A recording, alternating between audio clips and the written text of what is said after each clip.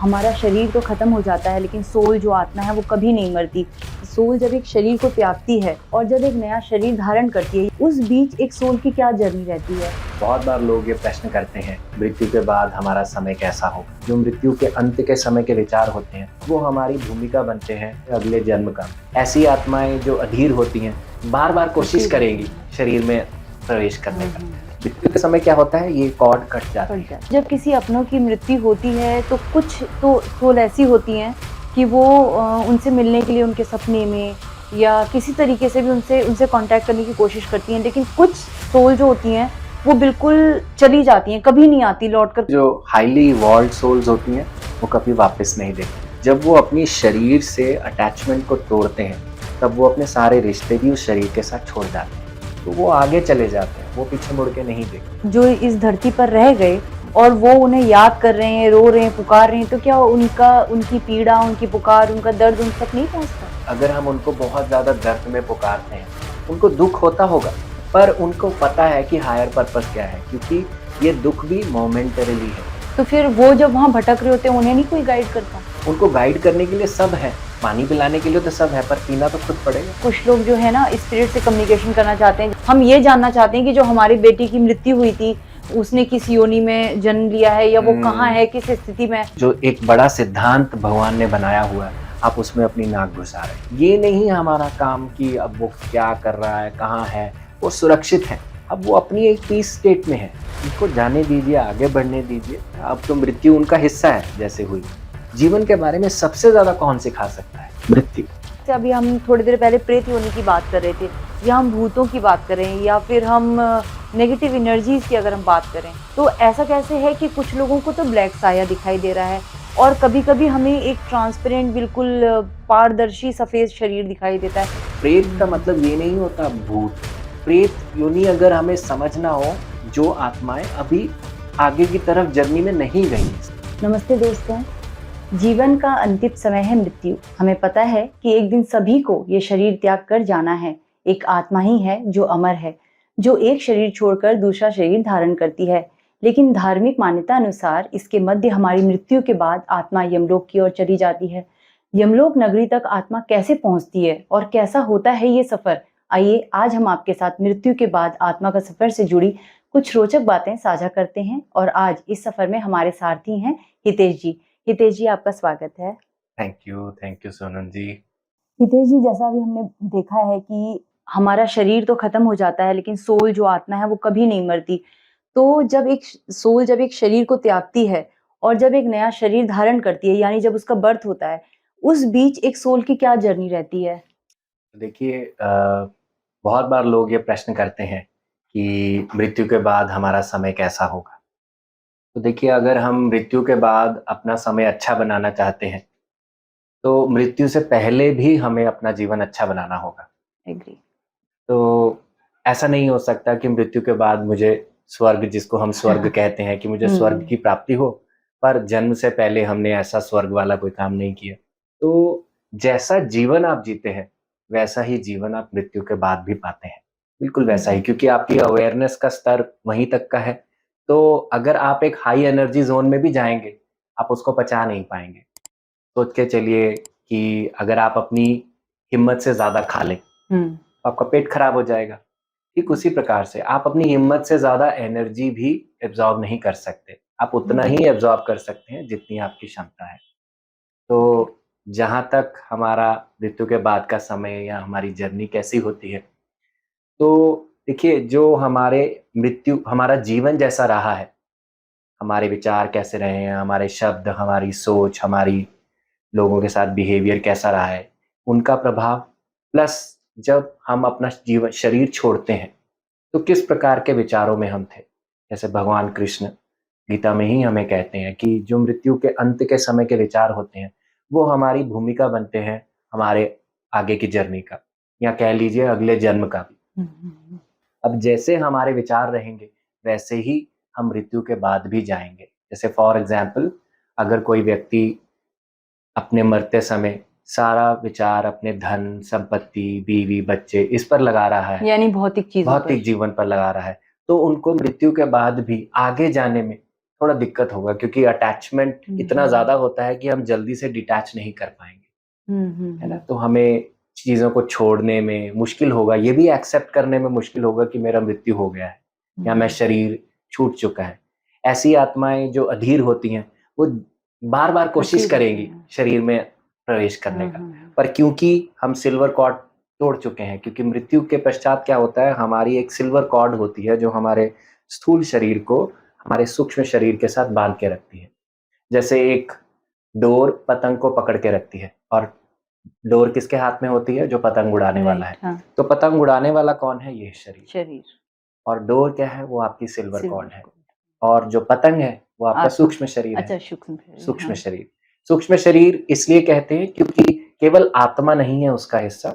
आत्मा के ऊपर बहुत सारी लेयर्स हैं, जैसे हमारे विकार, हमारा मनोमय कोश, हमारा कारण शरीर, हमारे बहुत सारे मन, बुद्धि, चित्त, अहंकार, ये सब कुछ आत्मा के इर्द-गिर्द बना हुआ है, जो हमारे संस्कार हैं।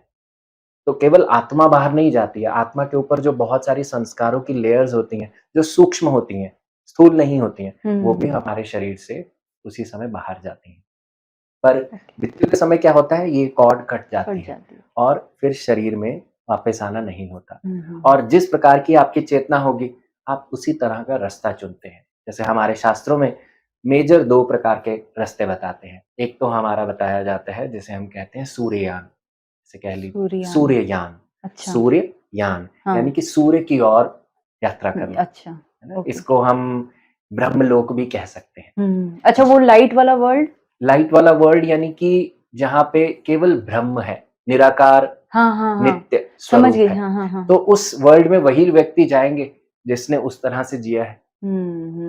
अगर आप अनित्य स्वरूप से जिए हैं अपने जीवन में, तेरा-मेरा से जिए हैं, तो ब्रह्मलोक की हम इच्छा कामना नहीं कर सकते, क्योंकि मृत्यु के समय मेरे अंदर बहुत सारी इच्छाएँ होंगी, बहुत सारे विकार होंगे, तो वो मेरे साथ मुझे ब्रह्मलोक की यात्रा नहीं करने देंगे। इसको हम उत्तर का मार्ग भी कहते हैं, जैसे उत्तरायण कहते हैं। पर इसके विपरीत जो मार्ग होता है, उसको हम दक्षिणायन कहते हैं या चंद्र का मार्ग कहते हैं। पितरों का मार्ग भी कहा जाता है। अच्छा। इस मार्ग में हम यमलोक जाते हैं। ओह! तो अच्छा। जैसे हम नचिकेता की अगर कहानी की अगर हम बात करें, जब उनके पिता ने उनको दान में दे दिया यमलोक, लॉर्ड भगवान यम को, को दे दिया, तब उन्होंने दक्षिण का मार्ग पकड़ा, क्योंकि अच्छा। दक्षिण का मार्ग क्या होता है? हमारे यम यम का, चंद्रलोक का मार्ग होता है।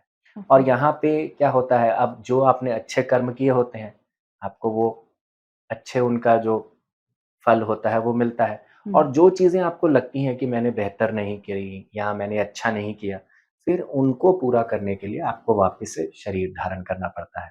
तो इसी को ही हम हिंदी में कहते हैं स्वर्गलोक या नर्क। जो यम वाला है वो नर्क है, और जो आपने बताया जो ब्रह्मलोक है वो स्वर्ग है। क्या यही स्वर्ग और नर्क की डेफिनेशन है?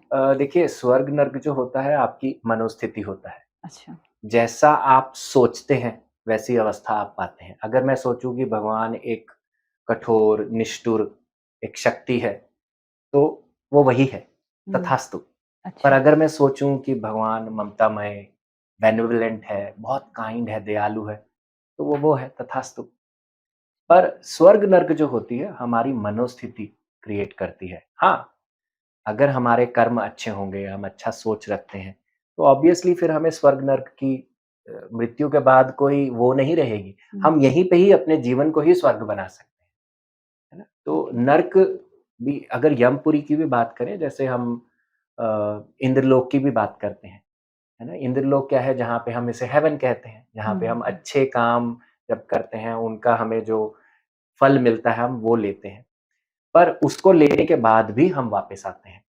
जैसे चंद्रलोक के अधीन ये दोनों लोक हैं, इंद्रलोक भी है और यमलोक भी है ना? इंद्रलोक में क्या है, आप अपने अच्छे कर्म करते हो, पर अच्छे कर्म जब आप भुगत लेते हो, उनका जब आप लाभ ले लेते हो, फिर आपको शरीर लेना पड़ता है। यमलोक में तो लेना ही पड़ता है, क्योंकि आप जिस तरह से भी आपने काम किए और आप अच्छे काम अगर नहीं गए, आपकी अधोगति रही है, तो आपको फिर वापस से शरीर लेना ही होगा। अच्छा, इसमें हितेश जी एक मैं क्वेश्चन और करना चाहूँगी। अभी हमने कुछ टाइम पहले एक साधु टाइप के कैरेक्टर हैं, उनका हमने एक नियर डेथ एक्सपीरियंस रिकॉर्ड किया। तो उसमें उन्होंने बताया था कि आफ्टर मृत्यु जब यम स्वयं भगवान यम जब उन्हें लेने के लिए आए और वो गए, तो उन्होंने देखा कि मतलब बहुत पेन है उधर और लोगों को प्रताड़ना दी जा रही है, बहुत कष्ट में है, वो आत्माएँ चीख रही हैं, चिल्ला रही हैं और मतलब बहुत बुरा व्यवहार हो रहा है, उन्हें मारा जा रहा है। क्या सच में वैसा होता है उधर? ऐसा जो उन्होंने बताया कि उन्होंने देखा था अपने नियर डेथ जी, एक्सपीरियंस जी, में? जी। देखिए, अगर उनका अनुभव है, ये उनके लिए सत्य है। अच्छा। इसका मतलब ये नहीं है कि this is the only truth, हुँ, हुँ, ये हुँ। नहीं कह सकते क्योंकि आपकी जो चेतना का लेवल होता है, उसी लेवल से आप सच्चाई को जो बाहर की सच्चाई है, उसको आमंत्रित करते हैं। अच्छा। ऐसे नहीं कह सकते कि इसी तरह का ही जीवन है। ये पॉसिबिलिटी अवेलेबल है। जैसे हम ग्राफ के ऊपर कहीं भी अपने आप को प्लॉट कर सकते हैं। ठीक उसी प्रकार से आप सृष्टि में बहुत सारी पॉसिबिलिटीज़ हैं। आप अपने आप को कहीं भी प्लॉट कर सकते हैं। यानी हाँ, मन की सोच के हिसाब से गणना होती है वहाँ पे। गणना होती है क्योंकि आपका मन आपके साथ जाएगा। हुँ, हुँ, शरीर तो हुँ। छूट जाएगा, पर आपका जो सूक्ष्म तत्व है, सूक्ष्म तत्व क्या है आपका मन, वो दिखता हुँ, नहीं है पर हुँ। है। तो वो आपके साथ जाएगा। जब वो साथ जाएगा, अगर वो भारी होगा, तो आपको भारी अ, सच्चाई में लेकर जाएगा। अगर हुँ, अब वो हल्का होगा, तो आपको हल्की सच्चाई में लेके जाएगा। हुँ। तो उसके प्रकार से हम अपने जीवन में चीज़ें आमंत्रित करते हैं। इसीलिए शायद नियर डेथ एक्सपीरियंस जो कि क्योंकि अभी हमारी एक सीरीज़ चल रही है नियर डेथ एक्सपीरियंस की, तो हमने कई लोगों के हमने जो रिकॉर्ड किए तो ऑलमोस्ट हमें सबके अलग-अलग ही मिले। अलग-अलग, तो अलग। वही मुझे हमेशा से इस चीज़ की कन्फ्यूज़न रही कि अगर जैसे ये पृथ्वी एक है, अब मैं बोलूँगी कि मुझे दिल्ली जाना है, तो जी, आप चाहे अमेरिका से आइए, चाहे लंदन से आइए, दिल्ली आपको एक जैसा ही दिखेगा। लेकिन जी। यहाँ से जाने वालों की जर्नी हमने कम से कम 7 से 8 नियर डेथ की है, तो सबकी ऑलमोस्ट अलग-अलग रही। तो मेरे मन में हमेशा से था कि ये सबकी अलग क्यों हो रही है जर्नी? ऊपर तो सब कुछ सेम होना चाहिए जैसे जी। दर्द धरती पर जी, है। जी, जी, जी। पॉसिबिलिटीज़ हैं, सब हाँ। चीज़ों की पॉसिबिलिटी है। आप जिस लेवल पे होंगे, your vibe will attract everything. हुँ, आपकी हुँ। जो रियलिटी है, आपकी जो खुद की चेतना है, उससे ही मिलती-जुलती आपको मिलेगी। और जैसे सोनम जी आप नियर डेथ एक्सपीरियंसेस की बात कर रहे हैं, तो ये तो एक तरह का अनुभव है। ऐसे भी बहुत सारे अनुभव रह चुके हैं, जहाँ पे लोगों को बहुत ही अच्छा अनुभव एक्सपीरियंस होता है कि वो मृत्यु को छू के जब वापस आते हैं, तो उनको लाइट, उनको प्रकाश, उनको टनल, उनको हुँ, हुँ, हुँ। गाइड्स या महात्माओं से मिलना, ऐसी हुँ। भी चीज़ें होती हैं। देखिए, ये सब एक हायर पर्पज़ के लिए होता है।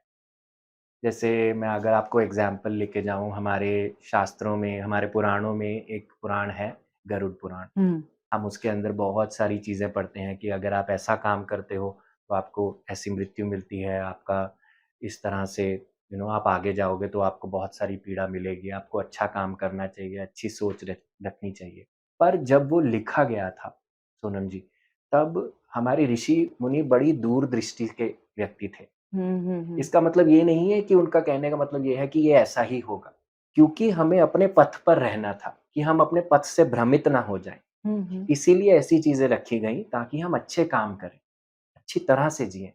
और जब हम जैसे हम कहते हैं ना मृत्यु के समय हमें 72,000 हाँ, हाँ। बिच्छू के डंक पेन ऐसा होता फ़ील है। होता है। हाँ, हाँ, हाँ। ये लिखा गया है। हुँ। ये इसलिए लिखा गया है ताकि हम मृत्यु को सुधारने का काम करें और वो सुधारने का काम तभी होगा जब हम जीवन अच्छा जिएँ। अपने कर्मों को अपने कर्म सुधारेंगे। अच्छे करेंगे, है ना? हुँ, वो हुँ, हुँ। सुधरेगी तभी। मैं ऐसे नहीं सोच सकता कि मैं कर्म अच्छे ना करूँ और सोचूँ कि मृत्यु के समय मुझे सब कुछ वाह-वाह मिले, ऐसा नहीं हुँ। होगा। क्योंकि मृत्यु मुझे पूछ कर नहीं आएगी। हुँ, राइट। आज एक मोमेंट में मैं बोल रहा हूँ, अगले मोमेंट में क्या होगा मुझे नहीं बिल्कुल, पता। बिल्कुल। पर ये कर सकता हूँ कि इस मोमेंट में मैं जो कर रहा हूँ, उसकी ज़िम्मेदारी लूँ।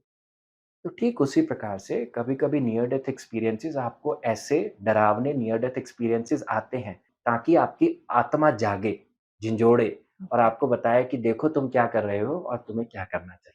इसलिए भी ऐसे अनुभव आते हैं क्योंकि उसके बाद आपकी लाइफ में कोई डिफरेंट टर्न बहुत बार देखा गया है रिसर्च में कि जैसे नियर डेथ एक्सपीरियंस हुआ और नियर डेथ एक्सपीरियंस से पहले और बाद का जीवन में अंतर होता है।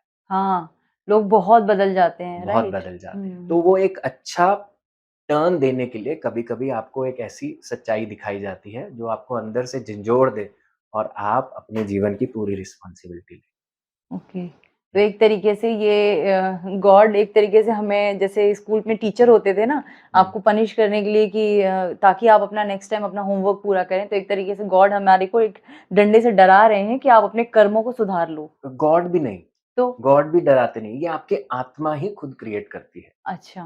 क्योंकि उसको पता है आपका प्रगति का स्तर क्या है, हाँ। आप क्या कर सकते हो, आपका क्षमता क्या है और आप कहाँ पे खड़े हो। हुँ। तो भगवान तो एक न्यूट्रल फील्ड है। जैसे मैं कहूँ शीशा कभी भी गलत चेहरा नहीं दिखाएगा, तो भगवान हम सबके लिए एक शीशा है। वो हमें गलत नहीं दिखाएगा, अगर मैं अच्छा तो अच्छा आएगा मेरे पास अनुभव, अगर मैं अच्छा नहीं हूँ तो मेरे पास वैसा ही अनुभव आएगा। अभी आपने जैसे बात की कि गॉड तो न्यूट्रल है और एक मिरर की तरह है, जो हमारा खुद का रिफ्लेक्शन दिखाते हैं। तो मेरे मन में एक छोटा-सा क्वेश्चन है, जब कई लोग मेडिटेशन करते हैं, जी। तो उन्हें कुछ सुनाई देता है या उनकी कम्युनिकेशन होती है, तो क्या वो कम्युनिकेशन गॉड के साथ होती है या स्वयं की अंतरात्मा के साथ होती है? स्वयं की अंतरात्मा के साथ, क्योंकि आपकी आत्मा भी परमात्मा का ही अंश है। हुँ, जैसे एक सागर और एक नदी, है हाँ, तो दोनों पानी ही, तो राइट। दोनों का स्वरूप सेम है। पर क्योंकि वो एक बॉडी में है, आत्मा एक शरीर में रह रही है और चेतना का शरीर नहीं है, वो फॉर्मलेस स्पेस में है, परमात्मा स्वरूप में है। हुँ, तो इसलिए वो बड़ा है, वो सागर है, और एक नदी वो जो आत्मा लिमिटेड है। स्वरूप हमारे अंदर रहती है। तो यानी कि जब हम कम्युनिकेशन करते हैं मेडिटेशन के दौरान या जो हमें आवाज़ें आती हैं जो हमें बताती हैं कि ये सही है या गलत, जैसे कई बार हम क्वेश्चन करते हैं अपने मेडिटेशन के दौरान कि क्या मुझे ये करना चाहिए नहीं तो वो हमारी अंतरात्मा होती है जो हमें बताती है कि ऐसा करो या ऐसा ना करो। और इसमें भी थोड़ा डिफरेंस है। अच्छा। जैसे कभी-कभी हमारी जो आवाज़ भी आती है, वो हमारे माइंड से आती है ना? क्योंकि हमें नहीं पता कि आत्मा की आवाज़ क्या है और माइंड की आवाज़ क्या है, हमें इसका विभाजन नहीं पता। हाँ, हाँ। पर इसका भी एक तरीका है जानने का। बताइए। क्योंकि माइंड हमेशा आपको चीज़ें जजमेंट में डालेगा। जैसे फॉर एग्ज़ाम्पल मैं अभी बहुत परेशान हूँ फॉर एग्ज़ाम्पल किसी एक रिश्ते से, हुँ, है ना? अब जब मैं आँखें बंद करूँगा और अपने लिए गाइडेंस माँगने की कोशिश करूँगा, तो मेरा मन कहेगा कि तू उससे बात मत कर, वो व्यक्ति थोड़ा नीच है, दुष्ट वृत्ति का है, वो तेरा फ़ायदा उठाना चाहता है, हुँ, तू अपना काम कर, उसे छोड़ दे। हुँ, तो हालाँकि ये गाइडेंस है, हुँ, पर इस गाइडेंस में उस व्यक्ति को कहीं न कहीं जज किया गया है, कि वो ऐसा है उससे बात ऐसा मत है। करो। हाँ। पर आत्मा स्वरूप क्योंकि मेरे अंदर भी आत्मा है, उसके अंदर भी आत्मा है, हुँ, तो आत्मा कभी भी जजमेंट नहीं करती, नॉन जजमेंटल होती है। ओके। आत्मा आपको ये गाइडेंस दे सकती है कि वो जो कर रहा है उसको करने दे, तू अपना ध्यान रख, तू अपने अंदर की शक्ति पे ध्यान रख, तेरे हुँ। अंदर जो दीप जल रहा है, उस पर अपना फ़ोकस रख। तो दोनों में अंतर आया ना? हाँ, हाँ। तो हमें इस किसकी सुननी चाहिए, माइंड की या अपनी? आत्मा की, आत्मा की। आत्मा क्योंकि माइंड तो आपको मैनिपुलेट कर सकता है। माइंड मैनिपुलेट कर सकता है और माइंड की खुद की आइडेंटिटी नहीं है। हुँ, माइंड की आइडेंटिटी आत्मा के कारण ही है। जैसे चाँद की रोशनी खुद की नहीं है, हुँ, वो किससे हुँ। लेता है? सूर्य से लेता है। हाँ, बिल्कुल, तो सूर्य क्या है? आत्मा और चाँद क्या है? मन। माइंड। अच्छा हितेश जी, जैसे आपने तो क्योंकि इस फ़ील्ड को ना डेथ के फ़ील्ड को इतना एक्सप्लोर किया है ना कि हुँ, आपके हुँ। साथ मतलब अगर हम आत्मा से रिलेटेड बातें करें तो आप जितना अच्छे से गाइड करेंगे शायद ही कोई करे। तो एक और क्वेश्चन आता है जैसे कि इस धरती पे हम सबकी फैमिली होती है, आपकी है, मेरी है, हम सबकी फैमिली है ना? जी। तो क्या ऐसे ही सोल वर्ल्ड में भी एक सोल की फैमिली होती है? जी, बिल्कुल। बिल्कुल होती है। तो उन्हें हम सोल ट्राइब कहते हैं या सोल फैमिली कहते हैं, हुँ, क्योंकि वो व्यक्ति आत्मा के स्तर पर होते हैं, उनसे हमारा ब्लड रिलेशन नहीं होता, पर हमारा जो लेवल ऑफ कॉन्शियसनेस होता है, वो सेम होता है। ओके। इसीलिए वो हमारी फैमिली का हिस्सा होते हैं, हुँ, जो हमारी आत्मिक फैमिली होती है, भौतिक फैमिली नहीं, जो हमारे परिवार वाली जो जिनसे खून का रिश्ता वो वाली नहीं। पर इन्हीं में से हम परिवार के लोग चुनते हैं। जैसे फॉर जो एग्ज़ाम्पल ऊपर फैमिली जो सोल ट्राइब है, उन्हीं जी। में से ही आप अपनी फैमिली जो अर्थ में है, वो चुनकर जी, आते हैं। जी, जी। अच्छा, क्योंकि हम जैसे फॉर एग्ज़ाम्पल अब हमने किसी लाइफ़ टाइम में सीखा कि मैं कंपैशनेट नहीं था, अच्छा। दयालु नहीं था, मतलब कि मेरे अंदर करुणा कम थी, मैं लोगों को तंग करता था, जानवरों को भी बहुत परेशान किया, तो मेरे अंदर करुणा नहीं थी। और इस लाइफ़ टाइम में मैंने सोचा कि अब मुझे करुणा सीखनी है। जब एक थीम सेट कर लिया मैंने, अब मैं अपनी पिक्चर वैसे ही लिखूँगा। जैसे आज हम पिक्चर देखने जाते हैं, हर पिक्चर का एक थीम है। वो पैट्रियोटिज़्म ले लीजिए या थ्रिलर ले लीजिए, कॉमेडी ले लीजिए, हुँ, हुँ, है ना? हुँ। उसमें एक थीम, एक जॉनर आता है जिसके ऊपर वो चलते हैं। ठीक उसी प्रकार से हमारे जीवन का भी एक थीम होता है। जैसे अब मैंने थीम चुन लिया कि मुझे कंपैशन सीखना है। अब ओके। जब मैंने कंपैशन सीखना है, तो मैं अपनी स्क्रिप्ट लिखता हूँ। अपने जीवन की कहानी लिखता हूँ। शुरुआत करूँगा ऐसे कि मैं कंपैशन से दूर जाऊं। शुरुआत ऐसे करूंगा। क्यों करूंगा? क्योंकि जब तक मैं दूर नहीं जाऊंगा, मेरे को पास आने का आभास भी नहीं होगा। हम्म, है ना? जैसे फॉर एग्जांपल मुझे प्यास, जब तक प्यास नहीं लगेगी, मैं हाथ भी नहीं हिलाऊंगा पानी का गिलास उठाने के लिए। भूख नहीं हम्म, लगेगी, मैं खाना भी नहीं बनाऊंगा। मेरे को हम्म, कोई बीमारी नहीं होगी, मैं तब तक अपने अंदर और कुछ सोचूंगा भी नहीं। कोई दिक्कत परेशानी आती है तभी मैं तो सोचता हूँ कि ये मेरे साथ क्यों हो रहा है? हू एम आई? हम्म, ऐसा क्वेश्चन तभी जागता है ना हमारे अंदर। हम्म, तो जब हम ऐसी कथा लिखते हैं कि पहले हम उससे दूर जाते हैं। अब दूर जाएंगे, फिर जीवन के एक पक्ष में जाकर हम अपने आप अंदर सोल सर्चिंग करेंगे। हम्म, जब सोल सर्चिंग होगी, फिर हम उसके नज़दीक आएँगे, फिर हम अपना वास्तविक कंपैशनेट स्वरूप जाके जगाएँगे। हम्म, तो ऐसी जब स्क्रिप्ट लिखते हैं, फिर हमें उसके लिए किरदार भी चाहिए। बिल्कुल। अब किरदारों को फॉर एग्ज़ाम्पल, अगर मैं पहले जैसे मैंने कहा कि कंपैशन से दूर जाऊँगा, तो हम्म, शायद मैं ऐसे माता-पिता चुनूँगा जो मेरे साथ नॉन कंपैशनेट हों, हाँ। है ना? फिर मैं अपने ग्रुप में कहूँगा कि मुझे ऐसी माँ चाहिए जो मुझे पैदा करके बस छोड़ दे, हम्म, है ना? तो खुद चली जाए। और पैदा करके मुझे छोड़ दे, ताकि मेरे अंदर गुस्सा बवाल बने। बवाल बनेगा, गुस्सा बनेगा, मेरे अंदर स्ट्रेस बनेगा लाइफ़ की सिचुएशंस को लेके। एक समय पे जाके जब मेरा ब्रेकडाउन होगा, फिर मैं सोचूँगा, अब व्हाई क्या मी? करूं? अब क्या करूँ? हाँ। फिर मैं दूसरा रास्ता, अंदर का मार्ग लूँगा, बाहर का मार्ग नहीं, अंदर का मार्ग। हम्म, तो जब ऐसा किरदार चुनूँगा, फिर वो किरदार कहाँ से चुनते हैं? हम अपनी सोल फैमिली से चुनते हैं। और ये केवल मेरी लर्निंग नहीं होता, ये लर्निंग हमेशा म्यूचुअल होती है। जैसे जिनको मैं माँ भी चुनूँगा, उस आत्मा का भी कुछ लर्निंग होगा मेरे लिए, मेरे से। वो कहेंगे अच्छा मैं इसे करुणा सिखाऊँगी, तो फॉर एग्ज़ाम्पल मुझे भी थोड़ा बहुत पेशेंस सीखना हम्म।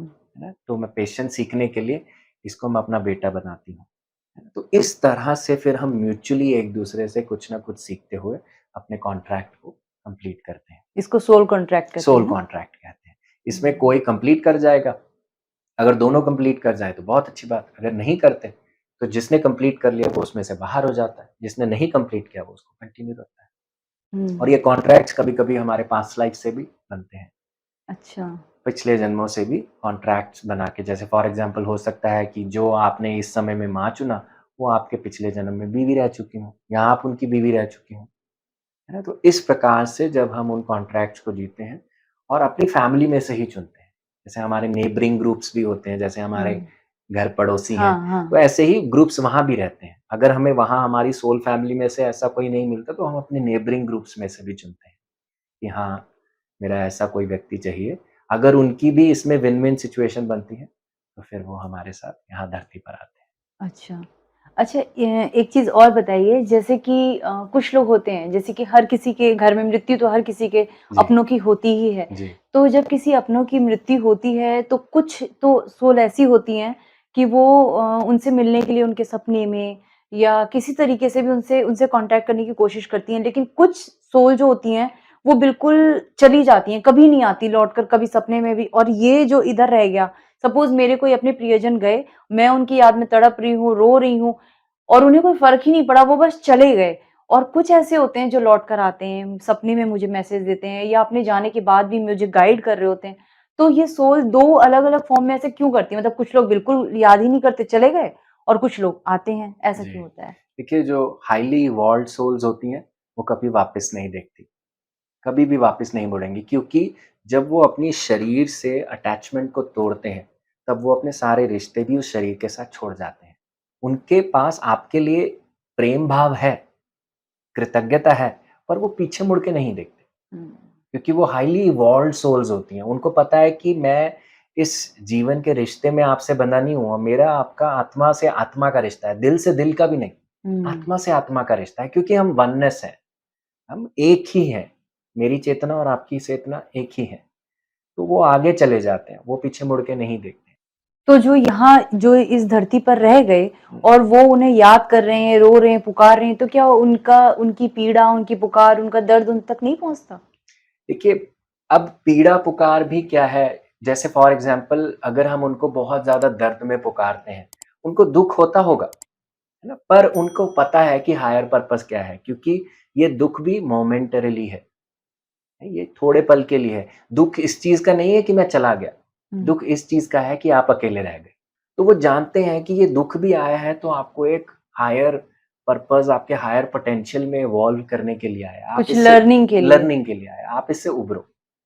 पर जहाँ तक दूसरी जो सोल्स होती हैं, जो इतनी इवॉल्व नहीं होती या जो अपने जीवन में ही इतनी ज़्यादा व्यस्त रही होती हैं और एक दिन उनको शरीर छोड़ना पड़ जाता है। तो ऐसी सोल्स को कई बारी एक्सेप्ट करना मुश्किल होता है कि मेरी मृत्यु हो गई। और इसमें भी वो कई रास्ते चुनते हैं। जैसे फॉर एग्ज़ाम्पल अगर वो एक्सट्रीम अपनी चीज़ों से अटैच्ड हों, अपनी डिज़ायर से, अपने लोगों से, तो वो अर्थ बाउंड हो जाते हैं, यहीं पे रह जाते हैं। अच्छा, आगे जाने का मार्ग नहीं चुनते क्योंकि उनको लगता है अगर मैंने इनको छोड़ दिया, यानी कि इनका क्या मैं होगा? अच्छा हाँ, इनका क्या होगा या मैं अच्छा नहीं हूँ, मैं बुरा हूँ, हुँ। है ना? पर वो हायर जो डायमेंशन है जिसने सब चीज़ का अरेंजमेंट किया, उस पे ना भरोसा करके खुद पे ही ज़्यादा भरोसा करते हैं। तो फिर वो जब वहाँ भटक रहे होते हैं, उन्हें नहीं कोई गाइड करता? उनको गाइड करने के लिए सब हैं, अच्छा, जैसे पानी पिलाने के लिए तो सब है, पर पीना तो खुद पड़ेगा। हाँ। अगर वो रेडी नहीं है उस चीज़ को देखने के लिए और अपनी ईगो बॉडी से ज़्यादा जुड़े हुए हैं, तो फिर वो वहीं चीज़ रह जाते हैं। बाकी कई souls majority of the souls आगे बढ़ जाती हैं, उनको थोड़े समय के लिए दिक्कत थोड़ा होता है। जैसे हमारे हिंदू सिस्टम में भी आप देखें जब हम पूजा वगैरह करते हैं, लोगों को हम जब किसी का पार्थिव शरीर बनता है, हम बहुत कितनी अच्छी-अच्छी रिचुअल्स करते हैं। अगले बिल्कुल। 13 दिन के लिए हम पूरा उनका सब काम करते हैं। तो ये 13 दिन क्यों रखे जाते हैं? ये इसीलिए रखे जाते हैं ताकि उनको रियलाइज़ हो कि अब आपका काम यहाँ पे फिनिश हो गया है। हुँ, अब आप आगे जा सकते हो। आगे जाओगे तभी फिर आप कुछ नया इससे आगे जाओगे। क्रिएट हाँ, करोगे। और हमारे सिस्टम में जैसे ये भी करते हैं कि जैसे जैसे आप श्मशान भूमि में जाओ, अगले 13 दिन के लिए हम श्मशान भूमि में पीपल का वृक्ष होता है। वहाँ हुँ। पे उसके नीचे पानी डालते ही डालते हैं 13 दिन के लिए। अच्छा, क्यों डालते हैं? क्योंकि उनका कहना होता है कि अभी इस समय में वो प्रेत योनि में होते हैं। 13 प्रेत दिनों तक। 13 दिनों तक नहीं, पूरे साल तक कहते हैं। ओह! अच्छा। जैसे अगले साल हम फिर वो करते हैं ना रस पितृपक्ष आता है पितृपक्ष हाँ, वो नहीं, श्राद्ध, श्राद्ध नहीं, फिर? जैसे मृत्यु किसी तर्पण या कुछ? तर्पण करते हैं। अच्छा। तो अगले साल फिर वो पितृ योनि में पितरों में ऐड कर दिए जाते हैं। 1 साल के लिए उनको हम प्रेत योनि में मानते हैं। इसका मतलब ये नहीं है कि वो भूत बन गए। हाँ। इसका मतलब सिंपल ये है, प्रेत हम उसे कहते हैं जो अपनी डिज़ायर से अटैच्ड होता है। हुँ। शरीर छूट गया पर अपनी डिज़ायर से अटैच्ड है अभी भी। इसीलिए हम उनको प्रेत में रखते हैं, कि उनके अंदर जो विकार, विकार है वो अभी भी चिपके हुए हैं। तो प्यूरिफिकेशन का समय होता है। जब 1 साल बाद उनको हम अच्छे से दिल से अपने स्वीकार कर लेते हैं, उनकी डेथ को भी स्वीकार कर लेते हैं, प्लस उनके लिए बहुत सारा रिचुअल करते हैं जिसका साइंटिफिक पर्सपेक्टिव है। जब हम ये सारी चीज़ें करते हैं, फिर 1 साल के बाद अब हम उनको कहते हैं, अब आप हमारे पितरों में मिक्स हो जाओ, मतलब कि अब आप हमारे पितरों का हिस्सा हो, प्रेत का से हिस्सा आप नहीं, मुक्त होकर मुक्त पितरों में हो ऐड हो हाँ, गए। क्योंकि उनके अंदर भी धीरे-धीरे ये एब्ज़ॉर्ब होने लगता है कि अब मेरा बॉडी नहीं है ना? हुँ। तो एक्सेप्टेंस आने लगती है, तो फिर इसीलिए उनको फिर हम पितरों में डाल देते हैं। तो यही लोग जो होते हैं मतलब कि वो आगे धीरे-धीरे एक्सेप्टेंस बनाते हुए फिर आगे चले जाते हैं और कॉन्टैक्ट करते हैं। कई जो आत्माएँ होती हैं आपको स्वप्न में आती हैं, है ना? आपसे बात करने की कोशिश करती हैं हुँ। और वो उनका मतलब ये नहीं होता कि आपको अपने बारे में बताएँ। उनका पर्पस मेजॉरिटी ये होता है कि आप ठीक रहो, आपको कोई दुःख पीड़ा ना हो। जब हम ज़्यादा किसी को दुःख से, पेन से याद करते हैं, तो क्या होता है फिर उनकी जर्नी में भी बाधा आती है। हुँ। कि अब आप सोचिए माँ को ऑफ़िस जाना है और बच्चा पीछे से रोए, तो क्या होगा? माँ का ध्यान इधर माँ रखा का होगा। ध्यान इस तरफ रहेगा। हुँ। तो सेम वे वो व्यक्ति भी आगे अपनी तरफ जर्नी अपने रियल पर्पस की तरफ अपनी आगे की जर्नी पूरी नहीं कर पाते। क्यों? क्योंकि जब पीछे अगर कोई उनको कंप्लेंट से याद करता है और कहता है कि तुम कहाँ चले गए? तुम मुझे अकेला छोड़ गए, मेरे को बहुत पेन है, गुस्सा है तुमसे, है ना? तो जब ये चीज़ें होती हैं तो फिर उनकी भी वाइब्रेशन लो हो जाती है। उनका जो हुँ। जर्नी है उसमें बाधा बनने लगती है। पर हुँ। इसके विपरीत अगर हम उनको बहुत सारा प्यार दें और उनको कहें कि जितना भी समय मैंने आपके साथ व्यतीत किया, बहुत सुंदर समय था और इस समय को देने के लिए मुझे बहुत-बहुत धन्यवाद। जितना भी समय हमने व्यतीत किया और कृतज्ञता रखते हैं तो क्या होता है वो एनर्जी उनको बूस्ट करती है आगे की जर्नी को हुँ। फटाफट पूरा करने के लिए और हुँ। कॉन्टैक्ट उनको जब बनाना होता है तो वो बनाते हैं। हमें अपनी तरफ से ज़्यादा नहीं करना चाहिए कि कॉन्टैक्ट हुँ। बनाओ। कई मैं बहुत बार लोगों को मिलता हूँ जैसे पास्ट लाइफ रिग्रेशन के लिए लोग आते हैं तो उनको बहुत रहता है कि मेरी बेटी की मृत्यु हो गई, मुझे उससे कॉन्टैक्ट करना है, इसलिए मैं पास्ट लाइफ रिग्रेशन करना चाहता हूँ। पर मैं कहूँगा कि ज़्यादा फ़ोर्स नहीं करें। जैसे हम किसी को कॉल करते हैं, है ना? एक कॉल करने वाला होता है, एक कॉल उठाने वाला भी होता है। राइट। अगर उठाने वाला उठाना नहीं चाहता तो हम क्या कर सकते हैं? हुँ। तो इस चीज़ में ज़ोर-ज़बरदस्ती नहीं करनी चाहिए कि मुझसे बात करो, मुझे बताओ कि तुम कहाँ हो, क्या नहीं हो, क्योंकि इसके लिए बहुत एक्सपर्ट हेल्प चाहिए होती है। अगर हम थोड़ा लिटिल नॉलेज से उस चीज़ को करने की डील करने की कोशिश करते हैं, फिर हम गलत चीज़ों में अटक जाते हैं। हुँ। जैसे हम किसी से फ़ोन पे बात करते हैं और हम कहें कि तुम ये वाले व्यक्ति बोल रहे हो, मिस्टर ए बोल रहे हो, वो कहेगा हाँ, मिस्टर ए बोल रहा हूँ, और आपको क्या गारंटी है कि वो मिस्टर ए है? हाँ, क्योंकि उस तरफ कौन है वो हमें नहीं पता। नहीं पता। इसीलिए हमें इन चीज़ों में ज़्यादा नहीं, स्पिरिट कम्युनिकेशन में ज़्यादा नहीं जाना चाहिए। ये ज़रूर है जो उनको वो मैसेज देना है, वो अपने आप तक वो अपने आप पहुँचा देंगे। आपको प्रेज़ेंस भी अपनी फ़ील करा देंगे। पर हुँ। इतना ज़्यादा अटैचमेंट ना रखें, क्योंकि बॉडी अब उन्होंने छोड़ दी है, तो आपको बॉडी से जो मोह भी था, उसको भी आपको लेट गो करना चाहिए। तभी उनकी भी प्रगति होगी और इसमें आपका भी हित है। जैसे आपने अभी हितेश जी बताया कि कुछ लोग जो है ना स्पिरिट से कम्युनिकेशन करना चाहते हैं, जैसे किसी माँ का या किसी पिता का बेटा चला गया या किसी का पति। तो क्योंकि हमारे चैनल पे हम अभी पास्ट लाइफ रिग्रेशन से रिलेटेड हमने वीडियो डाला था और नियर डेथ एक्सपीरियंस से भी रिलेटेड, तो हमारे पास बहुत सारे लोगों के मैसेजेस आए कि हम अपने पीएलआर हम अपना करवाना चाहते हैं, ताकि हम ये जान सकें कि हमारा या फिर किसी और का पीएलआर कि हम ये जानना चाहते हैं कि जो हमारी बेटी की मृत्यु हुई थी, उसने किस योनि में जन्म लिया है या वो कहाँ हुँ। है, किस स्थिति में है। मुझे लगता है कि ये नहीं होना नहीं चाहिए। करना चाहिए, क्योंकि अगर आप ये करते हैं तो यानी कि सबसे पहले एक जो बिगर लॉ है, हुँ। जो एक बड़ा सिद्धांत भगवान ने बनाया हुआ है, आप उसमें अपनी नाक घुसा रहे हैं। हुँ। है ना? आपका ठीक है, आपका अपने बच्चे के साथ मोह, प्यार था, आप उसे दिल से प्यार भेजिए ना बस। ये नहीं है हमारा काम कि अब वो क्या कर रहा है, कहाँ है, वो सुरक्षित है। हुँ। सारी सफ़रिंग जो थी, पेन थी, वो इस शरीर में था। जब शरीर टूट गया, छूट गया, तो अब ऐसी सफ़रिंग नहीं है जैसे पहले थी। अब वो अपनी एक पीस स्टेट में है। उनको जाने दीजिए, आगे बढ़ने दीजिए और आप भी आगे बढ़िए। तो ये मैसेज उन लोगों के लिए है जो अपने जाने वालों को जाने के बाद भी याद कर रहे हैं या उनसे जुड़ने की कोशिश कर रहे हैं, ना करें। वो आत्मा अगर चली गई है तो ये उसका खुद का डिसीज़न था, उसे शांति से, प्रेम से जाने दें। बिल्कुल ठीक है ना? बिल्कुल सही, और हमें उनकी मृत्यु का भी आदर करना है। जब आप किसी की मृत्यु के साथ स्वीकृति नहीं बनाते हैं, तब यानी कि आप उस व्यक्ति के साथ भी स्वीकृति नहीं बना रहे हैं। हुँ। अब तो मृत्यु उनका हिस्सा है, जैसे हुई, है ना? किसी की मृत्यु हुई हार्ट अटैक से। मैं सोचूँ कि 20 साल की उम्र थी, हार्ट अटैक हो गया, ऐसा क्यों हुआ? हुँ। Not possible. तो मैंने हार्ट अटैक के साथ नॉन एक्सेप्टेंस बनाया। तो हुँ। यानी कि मैंने उनके साथ भी नॉन एक्सेप्टेंस बनाया, और फिर ये प्यार कैसा हुआ? ओके।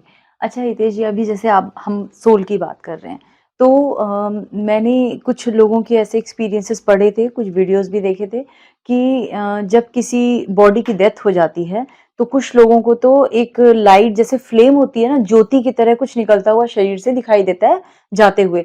कुछ लोगों को एक छोटी-सी बिंदी जैसे एक होती है ना, एक एक सितारे की जैसी जी, छोटी-सी बिंदी चमकती हुई जाते दिखती है। जी। तो कुछ लोगों को बिंदी दिखाई दे रही है सितारे की तरह, कुछ लोगों को एक ज्योति दिखाई दे रही है निकलते हुए। एक ही मतलब बॉडी तो ह्यूमन की जी। है, लेकिन 2 अलग-अलग चीज़ें ऐसे कैसे होता है? नहीं, देखिए, ये आपका देखने का तरीका चीज़ों को डिफ़ाइन करता है। ओके। है वो सेम ही, वो सूक्ष्म तत्व ही शरीर से बाहर जा रहा है स्थूल से। वो हुँ। आपको ज्योत के रूप में दिखे या एक स्पेक ऑफ कॉन्शियसनेस के रूप में दिखे, लाइट हुँ। के रूप में दिखे, वो है सेम ही। पर अच्छा, आपका एक्सप्लेन करने का तरीका आपका खुद का है, आपकी दृष्टि खुद अच्छा। की है। ओके। तो जैसी आपकी सोच होती है, जैसा आप सोचते हैं, उसी तरीके से आप उसको देखते तो एक चीज़ और है, जैसे कि कुछ लोग जैसे अभी हम थोड़ी देर पहले प्रेत योनि की बात कर रहे थे या हम भूतों की बात कर रहे हैं या फिर हम नेगेटिव एनर्जीज़ की अगर हम बात करें, तो नेगेटिव एनर्जी की हम बात करेंगे तो हम कहेंगे हमने ब्लैक शैडो देखी, हैं। हुँ, है ना? या कुछ लोग प्रेत कहते हैं कि हमने आज हमने कोई व्हाइट ह्यूमन फॉर्म में ही दिखने वाला है, ह्यूमन स्ट्रक्चर ट्रांसपेरेंट व्हाइट में देखा। तो ऐसा कैसे है कि कुछ लोगों को तो ब्लैक साया दिखाई दे रहा है और कभी-कभी हमें एक ट्रांसपेरेंट बिल्कुल पारदर्शी सफ़ेद शरीर दिखाई देता है, बिल्कुल ह्यूमन स्ट्रक्चर। तो ऐसा क्यों हो रहा है? देखिए, अगर हम बाहर जाएँ, हुँ। आपने पीला चश्मा लगाया हो, हुँ। मैंने हरा चश्मा लगाया हो, मैं कहूंगा दुनिया हरी है, हम्म, आप कहेंगे दुनिया नीली है। नीली है, हम्म, और हम इसी पे ही फाइट करेंगे। ओके। ठीक उसी प्रकार से ये नीला हरा क्या है, हमारा पर्सपेक्टिव है किसी चीज को देखने का, कि हम्म, ये काली है, ये हरी है, ये पीली है, आत्मा ऐसी है, आत्मा वैसी है, प्रेत ऐसा है। हम्म, उसकी तरफ से कुछ नहीं है, आपकी तरफ से सारा जजमेंट बना हुआ है। प्रेत का हम्म, मतलब ये नहीं होता भूत। हम्म, प्रेत योनि अगर हमें समझना हो, हम सिर्फ इसको इस तरह से समझ सकते हैं कि जो व्यक्ति, जो आत्माएं अभी आगे की तरफ जर्नी में नहीं गई हैं, सिर्फ उतना ही, वो अभी अपनी ईगो बॉडी में जुड़ी हुई है। पर इसका हम्म, मतलब ये नहीं है कि उनका पुरुषार्थ मतलब कि वो कम है किसी से। वो उसी आत्मा चैतन्य स्वरूप से बनी है जहाँ से एक शुद्ध आत्मा बनी है, ठीक उसी से ही बनी है। पर जैसे रंग काला हो पीला हो, वो तो है रंग ही। हम्म, ठीक उसी प्रकार से ऊपर की आत्मा नीचे की आत्मा है तो आत्मा ही। प्रेत योनि इसलिए भी कहते हैं क्योंकि अभी उन्होंने अपनी आगे की जर्नी एक्सेप्ट नहीं करी है और वो अपनी डिजायर से अभी बहुत ज्यादा जुड़े हुए हैं, हम्म, इसलिए, सिर्फ इसीलिए। और कभी-कभी वो एक्सेप्ट भी नहीं करते कि उनकी मृत्यु हो चुकी है। कई प्रेतों को पता भी नहीं होता कि मेरी मृत्यु हो गई। हम्म, इसीलिए भी वो और दूसरों के शरीर को लेके फिर वो कुछ प्रयास करते हैं कि ये मेरा शरीर है, सिर्फ इतना ही होता है। पर अगर आप इसको करुणा भाव से समझें, आपको ये एनर्जी टच भी नहीं कर सकती और आप इनकी कुछ ना करते हुए भी सहायता कर जाएँगे, क्योंकि अच्छा, आप जब प्रेम भाव में रहेंगे, वो प्रेम से ही वो सब सीख जाते हैं। आपकी वाइब्रेशन हाई होगी, तो आप उनको हेल्प कर सकते हैं हाई वाइब्रेटरी ज़ोन में जाने के लिए, बस इतना ही। ओके।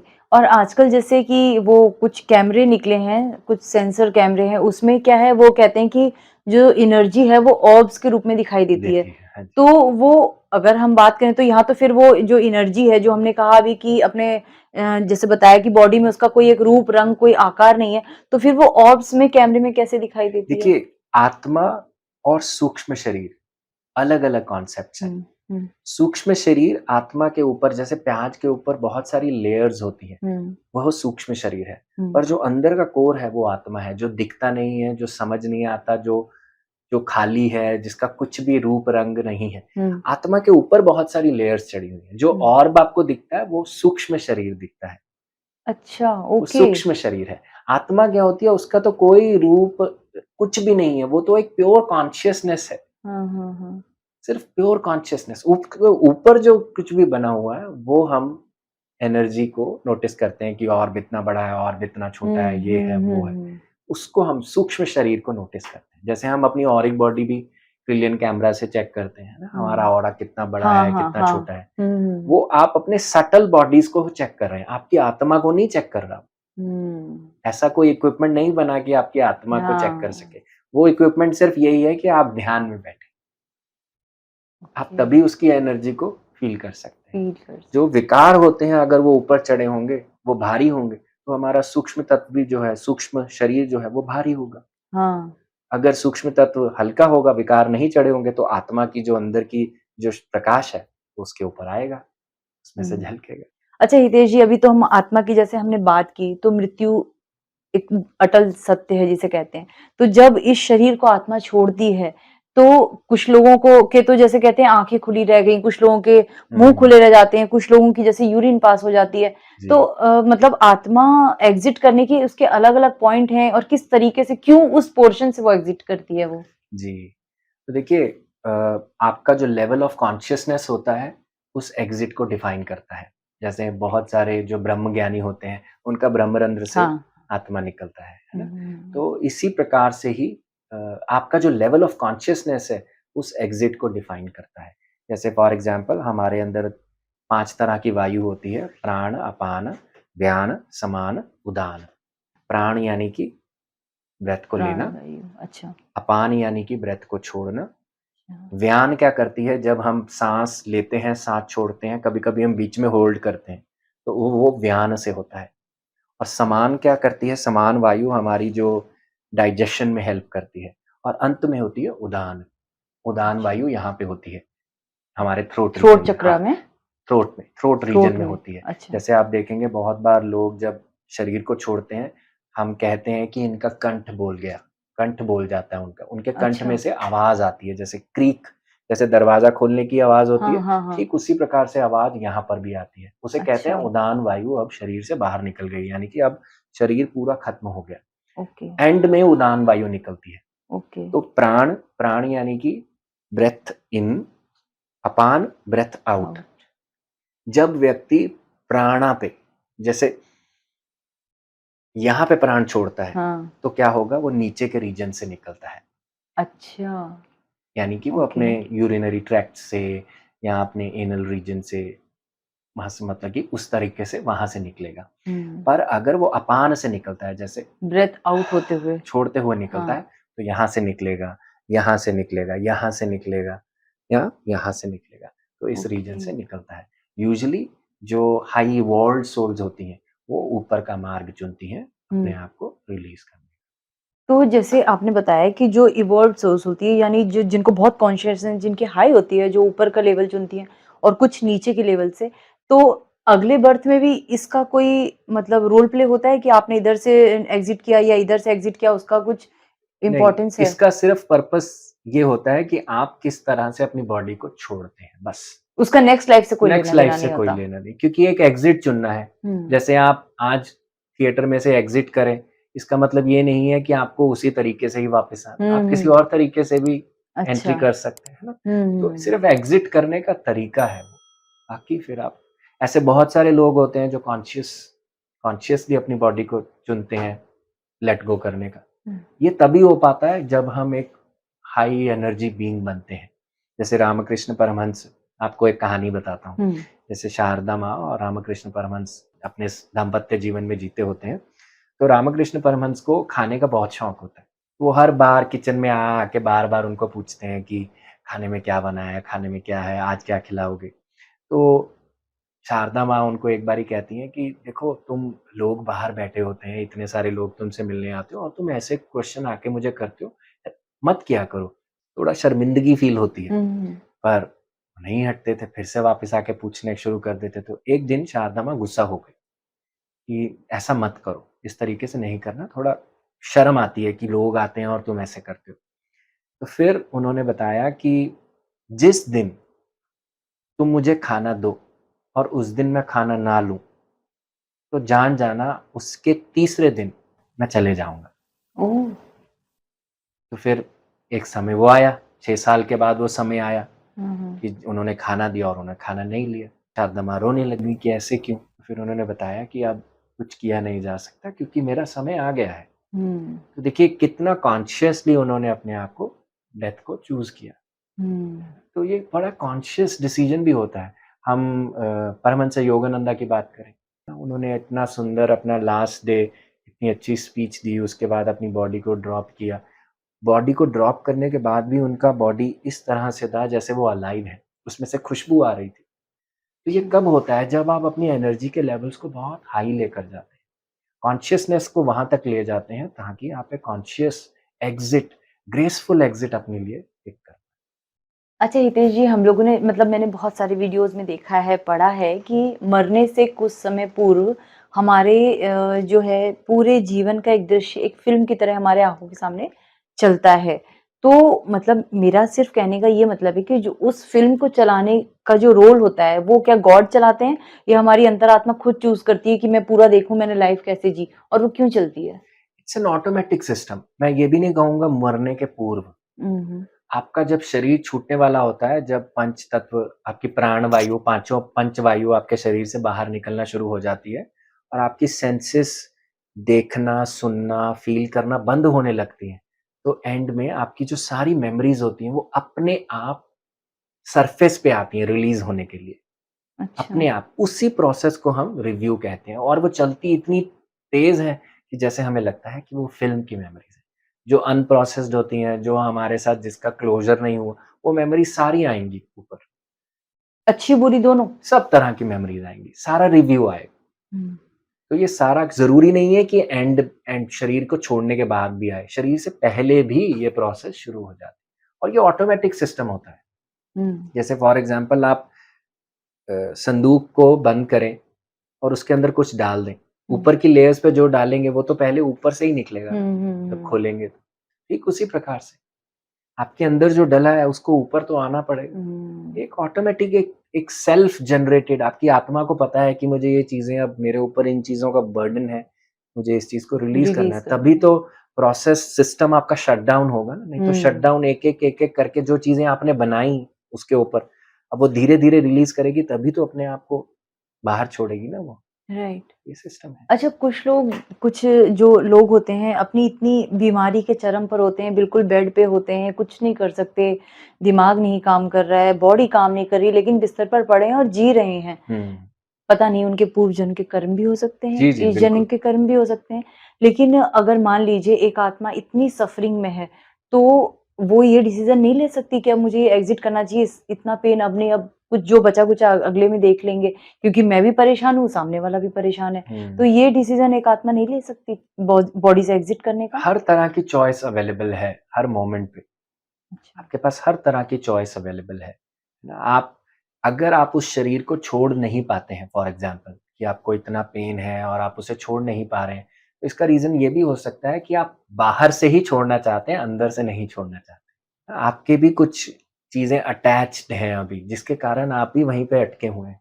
तो उस अटैचमेंट से कैसे उनको रिलीज़ किया जाए? तो अगर कोई उनको गाइड कर पाए कि जो चीज़ें अब आपने अपने दिल में अटका के रखी हुई हैं, छोड़ो, किसी से माफ़ी माँगनी है उसको माँगो, अपना दिल हल्का करो, थोड़ा खुश हो, इस स्टेट के प्रति भी संतुष्टि का भाव लाओ। क्योंकि हमें, नहीं तो हम शरीर क्यों छोड़ना चाहते हैं? हाय मैं बुरी हालत में हूँ, मैं अपना कर नहीं सकता, ये तो बहुत दयनीय स्थिति है, इस चीज़ पे दया ना करके इस चीज़ को चेतना का ही स्वरूप समझें। क्योंकि है तो उसके अंदर चेतना, तभी वो शरीर है ना।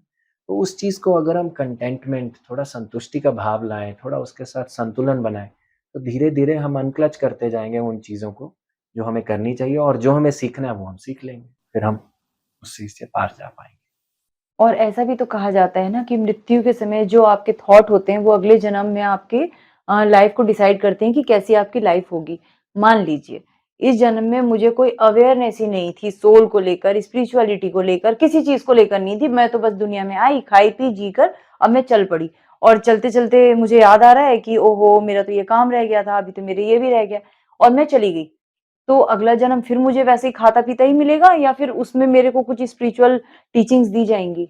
देखिए, हर बंदे के लिए हम अपनी स्क्रिप्ट में एक ना एक पॉज़िटिव डोर खोलते ही खोलते हैं। हुँ। हमेशा एक पॉजिटिव साइड रखते ही रखते हैं कि जहाँ से हम एक स्पिरिचुअल टीचर से सीख पाएँ या एक मेंटर से, एक मार्गदर्शक से कुछ ना कुछ ले पाएँ। लिखते सब हैं, पर अब आप आके उसको खोलते हो, नहीं खोलते हो, उसको एक्टिवेट करते हो, ये आपकी प्रेज़ेंट मोमेंट पर डिफाइंड है।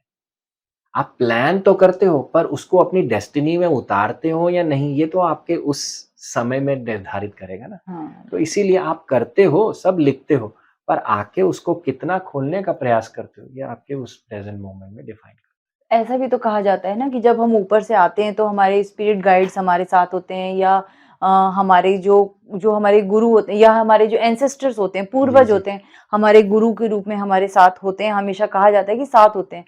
पर अगर समझ लीजिए मैं यहाँ आई और मैं अवेयर ही नहीं थी कि मेरे स्पिरिट गाइड मेरे साथ हैं, या मेरे गुरु, या मेरे जो एंसेस्टर्स मेरे साथ आए हैं मुझे इस जीवन में नए लर्निंग्स के लिए, तो मैं ऐसे ही जीवन जी रही हूँ, तो उनका ये फर्ज नहीं बनता कि वो मुझे नॉक नॉक करें कि उठो, तुम हाँ। क्या करने आई थी, क्या कर रही हो? हुँ, वो तो वो है, नॉक करते हैं। करते हैं। हाँ, नॉक करते हैं। आपके अंदर एक लिटिल वॉइस बोलती नहीं, हुँ। वो लिटिल हाँ। वॉइस वो बोलती है, सबके अंदर बोलती है, कई उसको सुनते हैं, कई नहीं सुनते। हुँ। जैसे फॉर एग्ज़ाम्पल इस जन्म को मैंने खराब कर दिया, हुँ। अगला जन्म भी मैंने खराब कर दिया। पर जब उनका मैं रिव्यू करूँगा उस आफ्टर लाइफ स्टेट्स में, तब मैं एक अच्छी स्क्रिप्ट लिखूँगा इस तरह से कि अब मेरे को खराब करने का चांस कम हो। मेबी एक मैं ऐसा फ्रेंड ऐड कर लूँगा या ऐसी माँ ऐड कर लूँगा जो स्पिरिचुअल हो, जो मेरे को अच्छे संस्कार दे। तो क्या होगा, मैं उसको अब बेटर लिखने की कोशिश करूँगा। एक ऐसी सिचुएशन बनाने की कोशिश करूँगा कि सेम उस तरह के खड्डे में ना गिरूँ। हुँ। तो अगर मैंने वो पकड़ लिया तो धीरे-धीरे इवॉल्व होता जाऊँगा। हम अपनी स्क्रिप्ट बड़े प्यार से और बड़े दिल से और बहुत सुंदर तरीके से, जिसके अंदर कोई खोट नहीं होता, ऐसी स्क्रिप्ट लिखते कुछ लोग कहते हैं ना कि जैसे हमने इससे पहले वाला जो आपके साथ शो हैं। बनाया था, उसमें आपने बहुत अच्छे से बताया था कि एक आत्मा अपनी पेन, अपनी सफरिंग्स, अपनी डिज़ायर्स खुद चुनती है। खुद अपने चुनती है। पेरेंट्स, अपने पार्टनर्स खुद चुनती है, और एग्ज़िट भी वो खुद चुनती है कि मैं इतने सालों में चला जाऊँगा। तो कुछ लोगों ने उस वीडियो को देख करके ये कमेंट लिखा था कि क्यों कोई 20 साल में एक बेटा अपनी माँ को छोड़कर जाने की कोशिश करेगा, लिखेगा अपनी स्क्रिप्ट, या क्यों कोई पति अपने नन्हे बच्चे को ऐसे ही छोड़कर चला जाएगा। तो कभी-कभी ऐसा लगता है कि आत्मा कुछ गलत डिसीज़न करके नहीं आती, ऊपर से वाक़ई में अभी तो उनकी यहाँ ज़रूरत थी और इतनी जल्दी उन्होंने एग्ज़िट डिफाइन कर लिया था अपने स्क्रिप्ट में। देखिए, आत्मा एक चीज़ पर ध्यान देती है, अपने एवोल्यूशन पे, बस। आत्मा इस चीज़ पे ध्यान नहीं देती कि आपका एक्सपीरियंस चैलेंजिंग है या टफ है या आप अपनी वर्ल्डली लाइफ में उसको पॉजिटिव कहते हैं, नेगेटिव कहते हैं, वो इस चीज़ पर ध्यान नहीं देती। अगर उसको कोई चीज़ अच्छे से सीखनी है और उसके लिए उसको भिखारी का भी जीवन लेना पड़े, वो लेगी। वो हुँ, ये नहीं देखेगी कि मैं भिखारी बन गई। वो ये देखेगी कि मेरी इससे प्रगति कितनी हो रही है, मैं कितना समझ रहा हूँ, जो मेरे को अपना कार्मा क्लीन करना है या जो भी चीज़ें सीखनी है, मैं उसको कितनी जल्दी सीख सकता हूँ। वो इस चीज़ पर ध्यान देती है। अनुभव लेने पे, एक्सपीरियंस लेने पे, अपनी एवोल्यूशन पे ध्यान देती है, ना कि अपने चैलेंजेस पे कि हाय ये आसान रास्ता नहीं है, ये थोड़ा मुश्किल वाला रास्ता है, हुँ, इस पर नहीं। क्योंकि अगर हम सारे ही अब आज अगर मैं आपको कहूँ आपका टेस्ट है एबीसीडी लिखो, हुँ, आप लिख के एक समय पर बोर हो जाओगे, हाँ, है ना? क्योंकि आपका उसके अंदर ग्रोथ नहीं है। पर वही चीज़ अगर हम कुछ हायर सब्जेक्ट चुनें जहाँ पे आपको पढ़ना पड़े, आपका ग्रोथ हो, आपको तब लगेगा कि हाँ, मैंने अच्छा टेस्ट किया और मुझे मज़ा भी आया। हुँ, भले ही हुँ, मेरे 100 में से 70 नंबर आए। तो ठीक उसी प्रकार से, जब जर्नी अगर आसान लिखते रहेंगे हम और उसमें सीखने को कुछ नहीं होगा, तो फिर क्या हम तो टाइम वेस्ट कर रहे हैं यहाँ। हुँ, तो पर एवोल्यूशन अगर हमें करना है तो थोड़ा चैलेंजिंग हम अपने आप को बनाते हैं और वो किस बेसिस पे बनाते हैं हमारे प्रारब्ध जो हमारे पिछले चीज़ें हैं जो अनफिनिश्ड हैं, जिसका क्लोज़र हमें करना है, उन चीज़ों के अंतर्गत हम अपनी जीवन की भूमिका को सेट करते हैं। अच्छा, अभी हमने बात की कि मृत्यु से पहले आपने बोला ज़रूरी नहीं कि मृत्यु से पहले, उससे पहले भी ये जो हमारे लाइफ़ की रील है वो चलती है। तो कुछ लोग तो जो स्पिरिचुअली अवेयर होते हैं, वो तो बड़ी शांति से अपनी पूरी जर्नी को देखते हैं, एन्जॉय करते हुए एग्ज़िट कर जाते हैं। लेकिन कुछ लोग, मैंने जैसे आपसे इससे पहले भी पूछा था कि वो मेरी पत्नी यहाँ है, ओहो! मेरा धन तो यहाँ गड़ा हुआ रह गया, मेरी प्रॉपर्टी वहाँ फँसी है, उसमें रह गए। तो अब जो अगला जन्म वो ले रहे हैं, तो क्या उनकी फिर उसी लेवल से स्टार्टिंग होगी या थोड़े हाई लेवल पर आएँगे वो? कि देखिए जहाँ पे आपने छोड़ा आप वहीं से ही शुरुआत करेंगे, अच्छा। है ना? पर ये है कि देखिए मृत्यु आपका सरेंडर माँगेगी, समर्पण माँगेगी, हुँ, है ना? अगर मैं मृत्यु के समय मृत्यु से लड़ूँगा, जूझूँगा और उसे कहूँगा नहीं, नहीं, हाय ये क्या हो रहा है, ये क्या हो रहा है? तो वो फिर वो 72,000 जो बिच्छुओं का बिच्छुओं का झुंड दर्द। मुझे एक्सपीरियंस होगा। हाँ, हाँ। पर अगर आप किसी साधु को, किसी संत को, किसी एक इवॉल्व्ड बीइंग को, एक नॉर्मल व्यक्ति जो अपनी लाइफ़ में एक ठहराव से चलता है, उसको वो दर्द नहीं होगा। क्यों नहीं होगा? क्योंकि उसकी कोई लड़ाई नहीं है मृत्यु से, हुँ, उसका सिर्फ़ समर्पण भाव है। पर मृत्यु के समय वही समर्पण कर पाता है, जिसने जीवन में समर्पण करना सीखा हो। मैं ऐसे नहीं कर सकता कि मैं सारा जीवन अपना लगा रहूँ और एंड में सोचूँ कि हाँ, मेरे मुँह से राम, राम निकलेगा और मेरा समर्पण हो जाएगा, ऐसे नहीं हो सकता। We have to be practical. तो हुँ। उसके लिए मेरे को अगर पढ़ाई नहीं की होगी, मैंने जीवन को उस तरह से इस्तेमाल नहीं किया होगा, तब मृत्यु के समय नहीं हो सकता। ये तो इसीलिए वैसे ही हो गया ना कि पूरी साल पढ़ाई नहीं की और रिजल्ट के टाइम पर हम रो रहे हैं। बिल्कुल, ये सही तो बात वैसे है। ही तो हुआ ना। इसीलिए उसकी तैयारी पहले करो। जीवन होता हुँ, किस लिए? जीवन इसी के लिए होता है कि इसे हम बढ़िया बनाएँ, सुधारें और जीवन के बारे में सबसे ज़्यादा कौन सिखा सकता है? मृत्यु। हाँ, राइट। आर्ट ऑफ लिविंग कौन सिखा सकता है? डेथ। जिससे लोग सबसे ज़्यादा डरते सबसे हैं। ज़्यादा डरते हैं। तो इसीलिए अगर हम अपना लाइफ़ सुधारेंगे, हमारा डेथ ऑटोमैटिकली उसी स्टेट में जाएगा। तो हितेश जी, आज आपने इतना सुंदर हुँ, हुँ। मैसेज दिया है कि अगर हमें लाइफ को समझना है तो सबसे पहले एक्सेप्ट करो डेथ को, और डेथ हमारी सबसे बड़ी एक टीचर है, राइट? तो जो भी ऑडियंस आज हमारी हुँ, देख रही हैं, आई एम श्योर कि वो इस वीडियो से इतना तो ज़रूर समझ पाई होंगी। हितेश जी ने इतने प्यार से हमें समझाया है कि अगर हमें लाइफ में अपने आप को, अपनी सोल को अगर और ज़्यादा आगे बढ़ाना है, हायर स्टेजेस में लेकर जाना है, तो सबसे पहली चीज़ हमें सीखनी है वो है समर्पण का भाव और मन में दया, करुणा का भाव। और अगर हम स्पिरिचुअल पाथ पर चलते हैं तो शायद ये सब चीज़ें हमारे लिए बहुत ईज़ी हो जाती हैं। हितेश जी, आप कुछ मैसेज के साथ इस वीडियो को क्लोज़ करें। तो बस मैं यही कहना चाहूँगा कि मृत्यु तो जब आनी है तब आनी है, पर जो समय आपके पास अभी है, उसको बहुत अच्छे से जिएँ। हर दिन सुबह उठें और सुबह उठकर अपने आँखें बंद करके खुद को कहें कि आज मैं अपना बेस्ट दूँगा, बस इतना ही। और जो आपके सामने आए उसको अपना बेस्ट दीजिए, उसको फिज़िकली, मेंटली, इमोशनली अच्छे से हैंडल करिए, उससे इधर-उधर मत भटकिए। आप खुद देखेंगे आप निखर-निखर कर सोना बनते जाएँगे और इसी में ही हमारी प्रगति है, मेरी प्रगति है, आपकी प्रगति है। Hitesh, thank you so much. Thank you for your Thank you. time. Thank you Thank for you very much. knowledge. Thank you. Thank you. Thank you so much. Thank you, viewers.